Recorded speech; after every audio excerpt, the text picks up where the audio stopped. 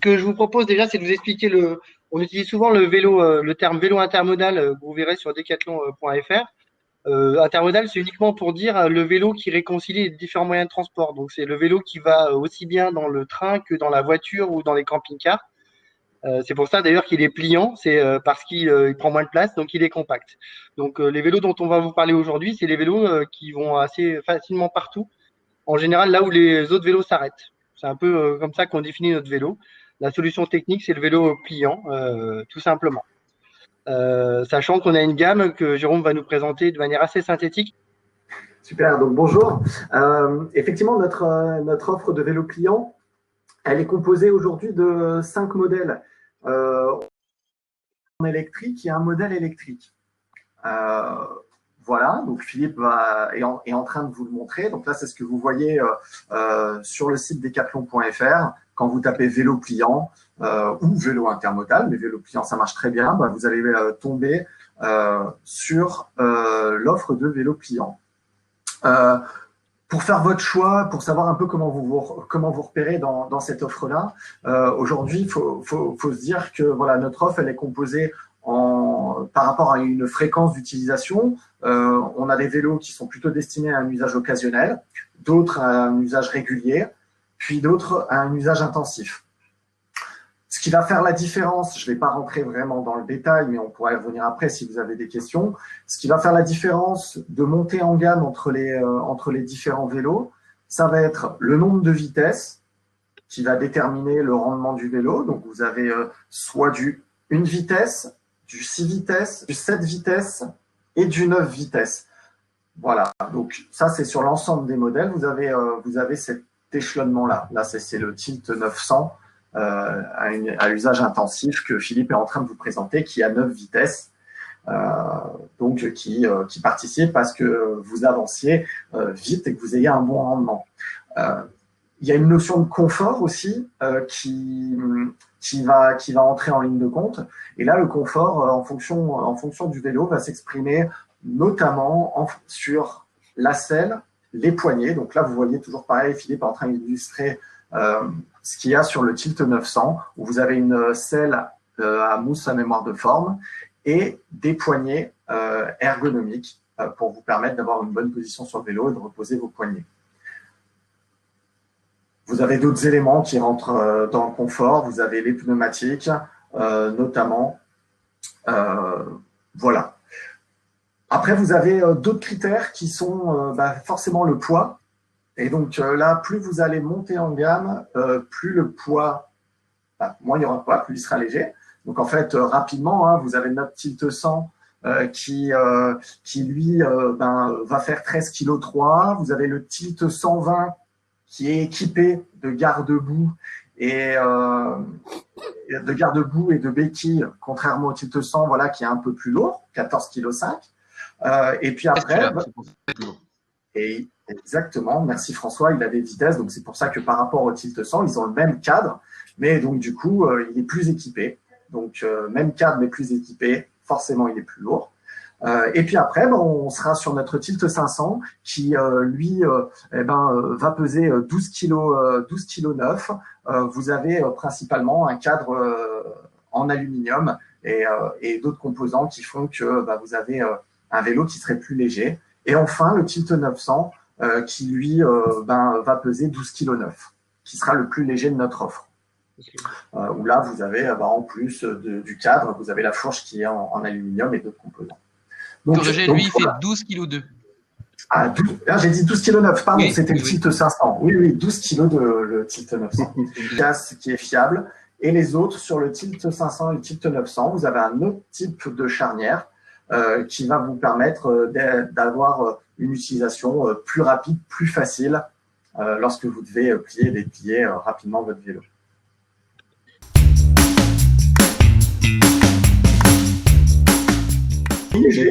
Effectivement, j'en ai vu, oui, vous pouvez aller sur les chemins, il n'y a pas de souci. Après, on ne va pas parler de chemins accidentés avec des racines, etc. Là, on n'est pas dans cet usage-là, mais vous pouvez aller sur les bords de canal, sur les chemins un peu gravillonneux. Voilà, c'est pas de souci. Oui, ce qu'il ne faut pas faire, c'est du BMX. En fait, c'est pas un vélo qui est fait pour faire du BMX ou du VTT, Mais dans l'usage VTC qui est du chemin roulant, il n'y a aucun problème.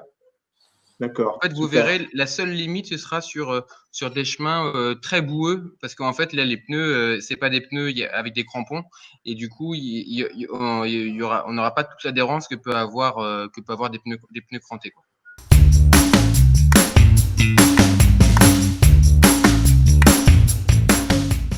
Donc, par rapport à cette question, en fait, on a souvent une idée reçue du vélo pliant, c'est les petits trous, c'est pas confortable et on peut faire que de tout petits trajets. Pas du tout. Aujourd'hui, on est bien sur des vélos qui sont des vélos destinés aux adultes et qui vous permettent d'avaler des kilomètres comme d'autres vélos. L'avantage principal, c'est effectivement l'encombrement et la maniabilité de ce vélo-là. Voilà, de par sa taille. Et puis après, nous, ce qu'on vous propose à travers les systèmes de transmission, les roues, etc., c'est de vous permettre d'avoir un rendement qui soit suffisamment important, comparé complètement à d'autres vélos qui existent, qui sont des vélos villes, des VTC. Donc sans problème, vous pouvez aller faire 10 km sans problème, 20 km, 30 km. Moi, le week-end dernier, j'ai pris le Tilt 900 et je suis allé faire 50 km du côté de chez moi et ça s'est très bien passé.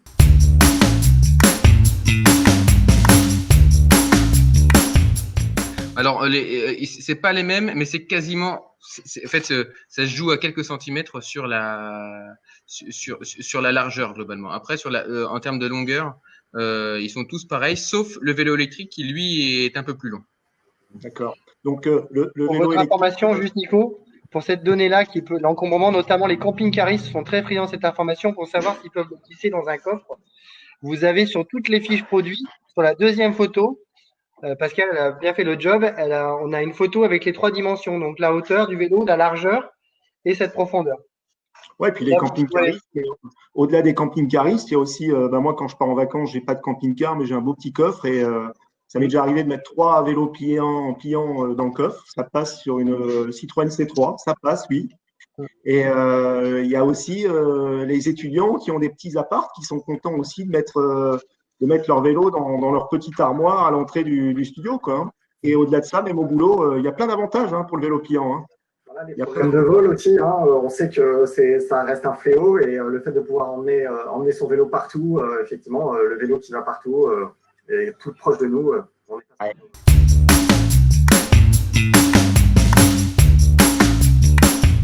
Y a-t-il un coffre pour transporter le… Non, on n'a pas de… Quand on parle de coffre, j'imagine que la personne veut poser une question sur un système, enfin un emballage rigide. On n'a pas aujourd'hui de solution là-dedans. On n'a pas de solution, on n'a pas d'accessoires qui permettent de transporter le vélo en soute. C'est une bonne question.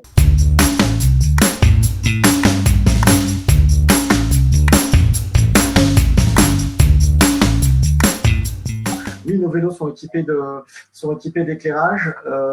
Sur les Tilt 100-120, c'est de petits éclairages d'appoint à pile. Et puis après, sur les Tilt 500-900, vous avez à chaque fois à l'arrière un éclairage qui est fixé au vélo, donc ça reste un éclairage à pile. Sur le 900 à l'avant, ça reste un éclairage à pile aussi qui est intégré dans le nez du vélo à l'avant. Et puis sur le Tilt 500, c'est un petit éclairage amovible que vous avez à l'avant sur le cintre du vélo. Voilà, pour l'instant, on n'a pas d'éclairage USB. C'est quelque chose qu'on souhaite travailler de manière intégrée sur nos vélos dans le futur.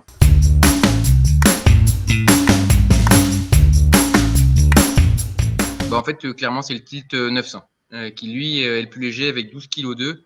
Et sur la facilité de dépliage, eh bien, en fait, ils sont tous un peu pareils quand même, hein. C'est quand même quelque chose qui est relativement simple. Voilà.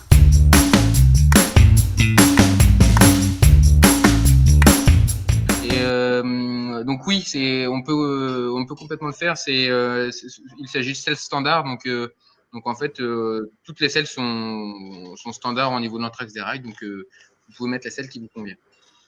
Il y a juste une petite vis à dévisser à l'arrière. Par contre, pour changer la selle, attention, souvent la tendance pour chercher le confort, c'est de mettre des selles très larges. Ouais. Une selle, elle correspond à une géométrie de vélo. Donc, on peut faire une bêtise en voulant mettre quelque chose de très large. Ça peut gêner notamment au pédalage et donc faire des frictions. Donc, il faut rester sur une selle qui soit pas forcément très large.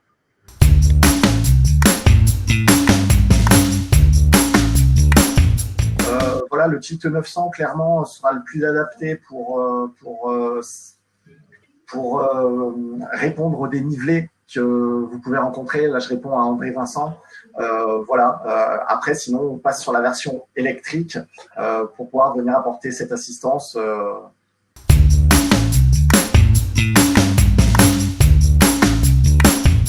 Alors en fait, je peux me permettre de répondre. On peut pas parce qu'en fait, légalement, quand on met un porte-bébé, il faut que le poids du bébé soit réparti entre les roues. Et en fait, sur nos vélos pliants, ils sont tellement compacts et avec des tailles de roues petites qu'en fait, le poids du bébé se retrouverait derrière. Et du coup, mécaniquement, il aura envie de se lever si on tient pas le vélo. Donc en fait, on n'a pas le droit de faire ça.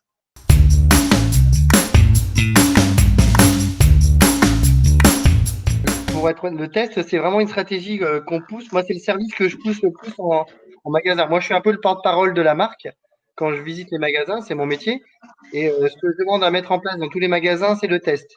Pour autant, il faut bien savoir que la politique de Decathlon, elle vous permet de tester et de ramener le produit. Donc, si vous achetez un Tilt 900, par exemple, et que vous n'êtes pas satisfait du produit, on vous le reprendra sans aucun problème. On a le droit de se tromper chez Decathlon, ça, c'est pas nouveau, hein, et c'est pas spécifique aux vélos clients. Si monsieur, je pense que le Tilt 900 actuellement, il est disponible, hein, il me semble.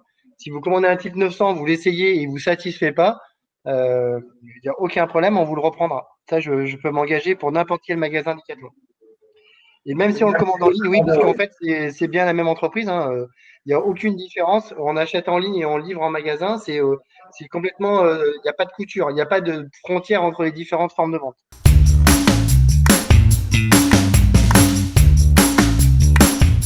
Quels sont les conseils classiques pour l'antivol? Moi, j'ai plutôt tendance à dire pliez votre vélo et amenez-le au bureau. Et à ce moment, on ne peut pas.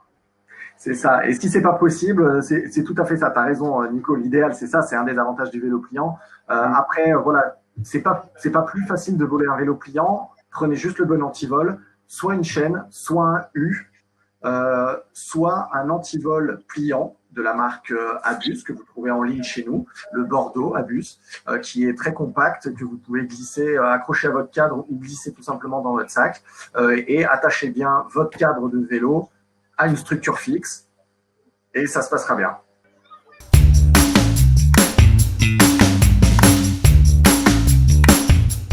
Oui, on a un seul. Alors j'ai vu une question. On a un seul vélo électrique dont on est assez fier. C'est l'évolution du Opton 500 qui s'appelle maintenant le Tilt 500 électrique, qui est vendu à 800 €, qui pèse 18 kg 3 de mémoire et qui a une autonomie qu'on annonce à 35 km maximum. Il y a un peu plus, mais on veut pas, voilà, on aime bien être très honnête, donc on est peut-être un peu trop honnête. Je pense qu'on peut aller au-delà, on pourrait annoncer au-delà, mais oui. Dans les faits, en usage, on est minimum à 35 km. Voilà, 35 km, sachez que voilà, c'est dans des conditions avec un utilisateur, un vélo chargé à 80 kg, avec la bonne pression des pneus, puis dans des conditions climatiques qui sont normales. Forcément, quand il fait très froid, la batterie, comme toute batterie, c'est moins performant. Si votre vélo est dégonflé, si vos pneus sont dégonflés, forcément, c'est plus dur et donc ça sollicite plus votre batterie et donc du coup l'autonomie est moins bonne. Et pareil, quand vous chargez votre vélo avec des housses, quand vous transportez des affaires. Donc voilà, il y a plein de paramètres qui font, mais en tout cas, les 35 km en mode sport, assistance maximum, vous les avez largement. 35 km, il faut déjà les faire. Hein. Philippe, est-ce que excusez-moi, c'est 20 km en assistance maximum. D'accord. Et 35 à 40 km en mode éco.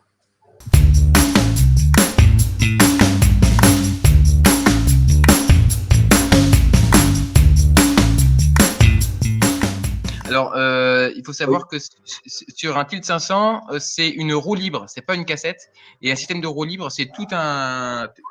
En fait, les vitesses, elles sont toutes attachées ensemble. Et en fait, on peut pas. D'une part, le démontage est assez compliqué. Il faut avoir les pinces ergo, voilà. Et en plus, pour augmenter le développement, il n'y a pas de roue libre. En fait, c'est standard ces trucs-là.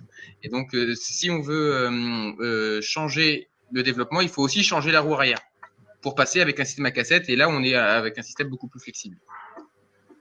Et c'est pas grave. Et changer le plateau devant, possible ou... Plateau devant, on peut, mais il faut un plateau 50 dedans et sur le marché, c'est pas. Il n'y en a pas. C'est pas courant. D'accord.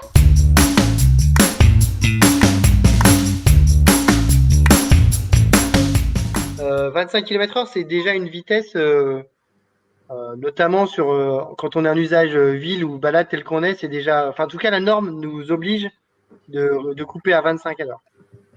Et après, au-delà de 25, sur un vélo pliant, je dirais qu'on arrive à monter à 30, mais on est dans l'équipe, il y a quelques sportifs qui testent des chronos le matin, qui se chronomètrent.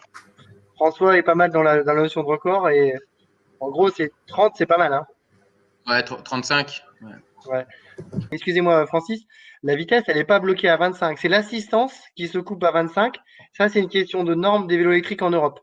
Parce qu'au-delà, on changerait de catégorie, on passerait en cyclomoteur. Et il faudrait une immatriculation, une assurance et un casque particulier.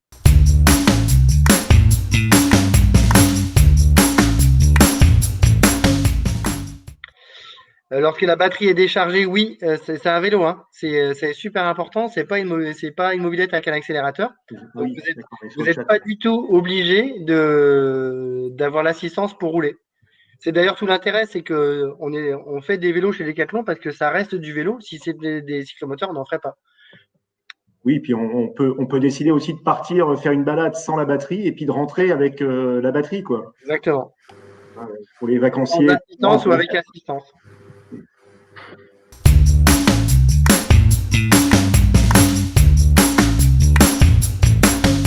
C'est ça, voilà. Parce que au tout début, on avait des questions sur le vélo électrique. Est-ce qu'il y aura un Tilt 900 électrique? Est-ce que c'est le seul vélo électrique que vous avez? Donc oui, effectivement, pour le moment, c'est le seul vélo qu'on a. On va bien évidemment étoffer notre offre avec effectivement plus d'autonomie et plein d'autres choses qui vous raviront. On en est certain à force de vous écouter. Donc voilà, on n'en dira pas de plus.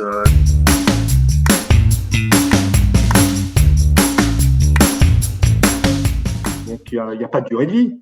Il n'y a pas de durée de vie. Il y a des pièces qui s'usent.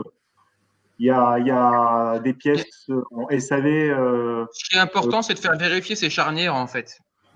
Après, le vélo, il peut durer indéfiniment. Ce qui est important, c'est de faire vérifier ses charnières pratiquement tous les 2 ans, je dirais. Et puis, quand on entretient sa transmission, etc., dans un usage régulier, quand on roule l'hiver, avec la pluie, voilà, mais un petit graissage au niveau de la chaîne et c'est reparti. Globalement, c'est tout. Et par rapport à la fréquence de révision, on n'a pas bien répondu apparemment. Moi, je pense qu'un vélo, honnêtement, quand il roule beaucoup, il doit au moins passer une fois par an à l'atelier. Si c'est votre moyen c'est tous les 2 ans pour moi, c'est minimum. Pour les charnières, c'est tous les 2 ans. Pour les charnières, mais moi je pense à vos freins. Il y avait quelqu'un qui posait la question de la durée de vie. Est-ce que un disque ça freine pas finalement pas mieux qu'un patin? C'est un peu difficile. Le V-brake freine très bien. Par contre, les freins c'est comme une voiture, il faut les entretenir. Donc il faut penser à changer les patins régulièrement. Et ils s'usent si vous êtes en usage intensif. La transmission également. Hein. Bien sûr. En fait, par exemple, une transmission, on change la chaîne tous les 3-4 000 km. Et encore sur un c'est pareil que sur tous les vélos, je pense. Comment il faut changer les pignons. Le vélo, c'est forcément un budget si vous l'utilisez tous les jours. C'est juste à comparer à ce que vous dépenserez pas avec la voiture ou les transports en commun. Et c'est là où vous allez voir les économies que vous allez faire. Mais le rapport à l'entretien en France, en fait, on faisait pas vraiment du vélo avant. On avait des vélos mais sans les utiliser. Quand on commence à choisir le vélo comme un moyen de transport, il faut intégrer la notion d'entretien avec pour que l'usage il soit vraiment sympa. Parce qu'il y a des choses qu'on peut faire soi-même. Je pense au gonflage, parce que par exemple, si vous gonflez bien votre vélo, vous usez moins vos pneus et c'est moins fatigant et vous crevez pas. Tout ça, c'est une bonne pratique. Et après, il y a vraiment ce qui est changement des consommables, les patins de frein, par exemple, les pneus dans le temps, qui le coût moyen pour l'entretien. Il n'y a pas de logique. Ça peut être l'entretien des 3 mois, tout comme l'entretien avec plein de réparations. Je dirais que sur un vélo, déjà, quand on met 50 € sur du consommable sur un vélo, c'est déjà une belle révision. Ouais, hein. c'est clair. C'est juste pour donner un ordre d'idée, parce que Quand on met déjà 30 € de main-d'œuvre sur un vélo, on peut mettre quelques pièces.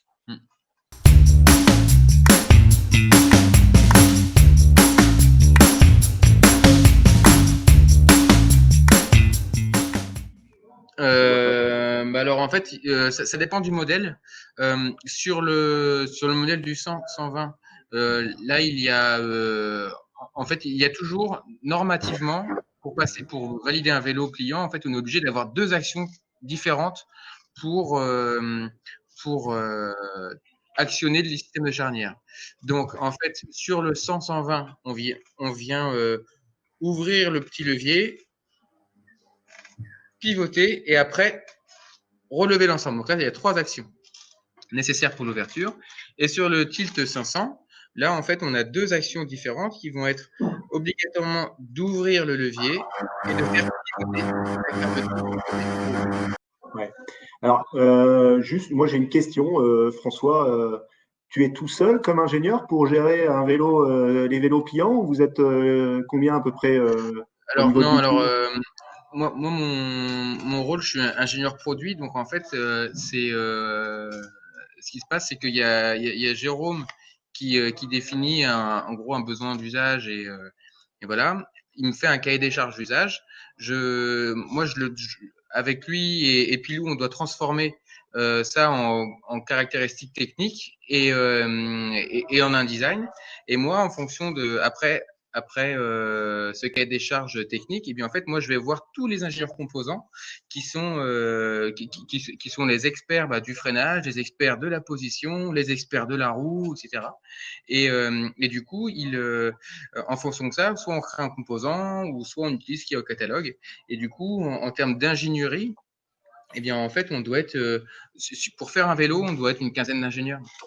D'accord. Donc tu disais Pilou. Pilou, c'est Pierre-Louis qui est designer et qui lui conçoit tout ce qui est cosmétique et tout ce qui est ergonomie, c'est ça? Ouais, formel. En fait, c'est là où le travail d'équipe, c'est plutôt une musique à quatre mains. Produit. Je reprends toutes les données de Jérôme et donc qui est basé sur l'écoute client, qui est basé aussi sur la lecture des avis clients. Ça passe aussi par beaucoup d'entretiens avec les clients, on les observe et ensuite à partir de là, moi je traduis formellement en fait avec les formes ce qu'on veut faire. L'idée c'est de donner en fait c'est de faire un produit qui soit exclusif. Et parce qu'on a cette chance d'avoir beaucoup de personnes qui travaillent chez nous. Et en fait, comme la plupart des cadres sont faits, et du moins sur les vélos clients, tout est fait chez nous en interne. Et donc, en fait, on veut vraiment aller au bout du bout et au bout du geste. Et donc, c'est pour ça qu'au niveau du style, on a nos vélos ne ressemblent à aucun autre vélo. Et donc, on s'appuie aussi sur tout un travail avec des ergonomes. Et donc, tout ce qui est point de contact, les poignées, la selle, mais aussi toutes les zones de manipulation comme les palettes, le mécanisme d'ouverture. Ben, ça, c'est travaillé aussi avec des ergonomes. Et en fait, on vient mettre plein de notions qui sont visuelles, tactiles, auditives. Et à partir de là, après, on peut suivre aussi l'avantage d'avoir le design intégré dans l'entreprise, c'est qu'on peut suivre tout ça tout au long de la chaîne. Ouais, et donc toi, Jérôme, tu manages tout ça en étudiant le marché, tu fais de l'évolution et de l'innovation. Oui, oui, c'est ça. Exactement comme Pino François le disait. Voilà, moi, j'observe, j'écoute, je dialogue, j'observe le marché, je discute, je passe beaucoup de temps à observer, discuter et finalement récolter l'ensemble des besoins que vous avez utilisateurs pour essayer de vous faire les meilleurs produits les plus adaptés en tout cas à votre usage avec l'ensemble de la team de conception. Et c'est pour ça qu'on est sensible aussi à ce que, avec Philippe, qui est en relation constante avec les magasins, on est sensible aux remontées des clients et on est sensible aussi aux remontées de qualité parce qu'à des moments, effectivement, il peut y avoir des petits soucis de qualité. On sait, il y a eu quelque chose sur la selle dernièrement, sur la tige de selle, je crois. Mais bon, ça arrive et on est ultra sensible.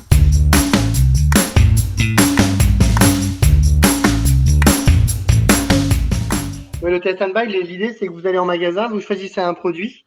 Le magasin vous fait ce qu'on appelle une sortie pour test and buy. Donc, il prend votre empreinte bancaire du montant du vélo. Vous avez une semaine pour essayer le vélo et le tester réellement en conditions d'utilisation.